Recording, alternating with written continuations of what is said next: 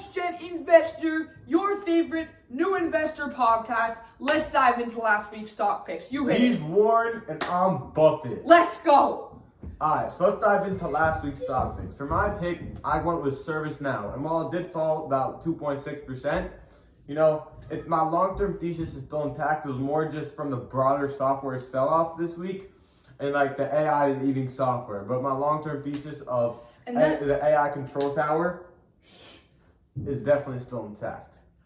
And that really ties in well to my pick, which was Chevron. It rose 0.6%, but as an oil stock, it heavily relies on long term.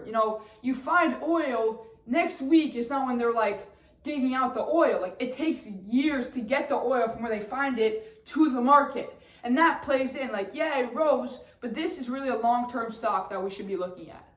And definitely one thing as like new investors, it might be like easy to focus on the short term, but one of the most important things we preach on this podcast is definitely to be focused on the long term, as short term moves can be due to anything, but price eventually catches up to the stock's fundamentals. Yeah, and this is further proved by like thinking about all the famous investors, like guys like Bill Ackman, Warren Buffett, all these people, they don't buy and sell immediately. They have long-term investments that build their wealth over time, over decades.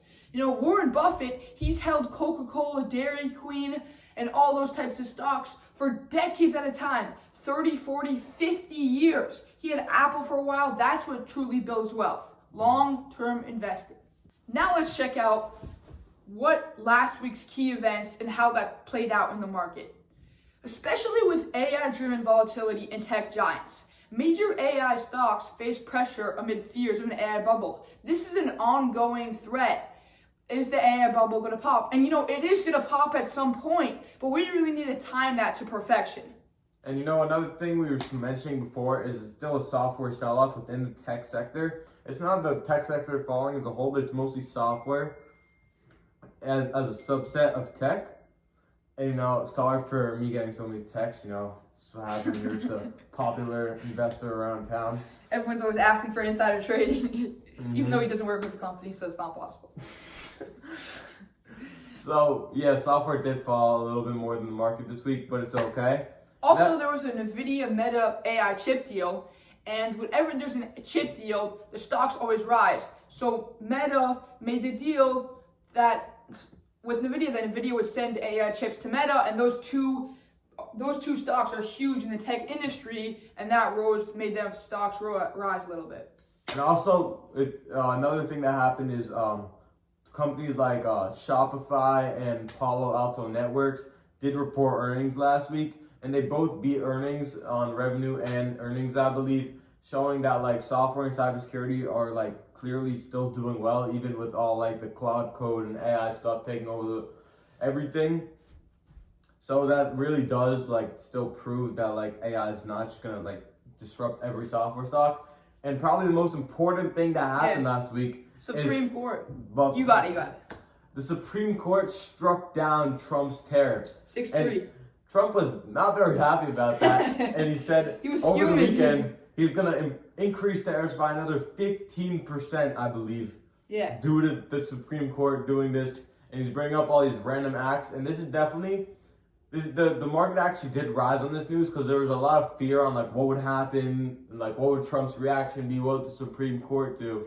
So that was a big layoff for the market, but who knows what's come next? Maybe we have another Liberation Day where Trump says he's putting 200% tariffs on the world, but Now let's dive into what's happening next week. All right, so this upcoming week, we do have tech earnings like Salesforce, Intuit, Dell, and these, especially Salesforce and Intuit, I'm really excited to see what happens because these stocks have fallen off a cliff. They've literally been sold off relentlessly. So I'm curious to see what happens, what they report, especially what their guidance and management says on the earnings call regarding AI and everything. So, that's really going to be something interesting to see. Then like a bunch of other things, we got like OPEC meetings might influence Warren Chevron. We also have like a couple economic things like manufacturing, PMI, JOLTS job openings. But then let's get to the most important part. There's one big event this week that's undeniable. NVIDIA earnings. This is easily the most important part of this week. The expected EPS is 1.53.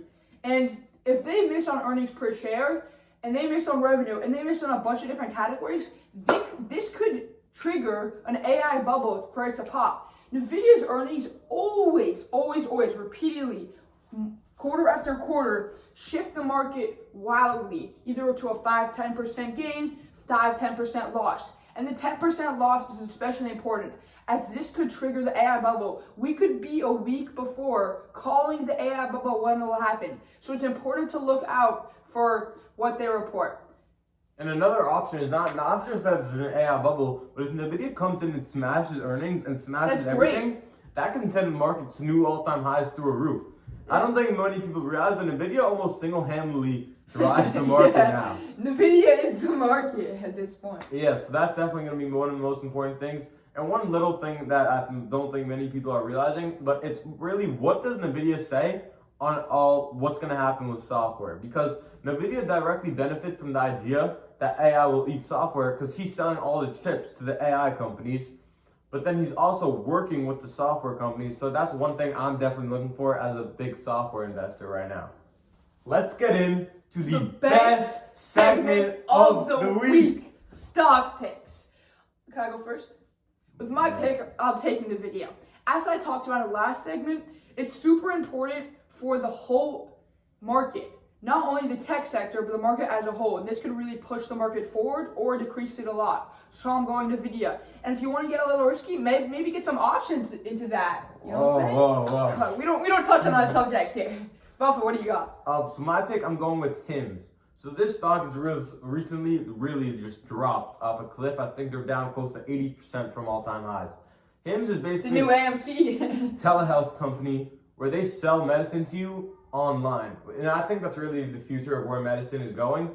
But they've also just been sued for Novo Nordisk, which is a huge company and has a lot of relations within the government. So that's why it's really bad for HIMS. I would actually rather take Novo Nordisk. I think they have a higher upside potential than HIMS. That's a different conversation because HIMS is really high growth. They do have earnings Monday night, so that can definitely swing the stock like crazy. They also have crazy short interest, which can be a potential short squeeze like AMC, where the stock can just rocket or GameStop 20-30% off if they do report good earnings. And I'm really curious what their CEO has to say on being sued by a huge pharma company like Novo Nordisk. I just want to also highlight that everyone should be careful and caution meme stocks like AMC, GameStop, maybe HIMS, because things so small, like Roaring Kitty a couple years back when he posted that Twitter meme, that just shot the stock up. But it also could shoot the stock down. So always be aware when you invest in stocks like this for the short term. Yeah, that's why on this podcast we more focus on the long term. You know what? Yeah, these stocks can definitely move. I've seen stocks like this move 5 to even 10% a day with no news at all. Yeah. And I'm like, what the heck is going on? And there just is nothing going on. It's just that's the point. It's a retail stock. It's risky. So that is one of the risks on taking these higher growth, smaller cap companies. Thank you so much for joining us. This is Next Gen Investors.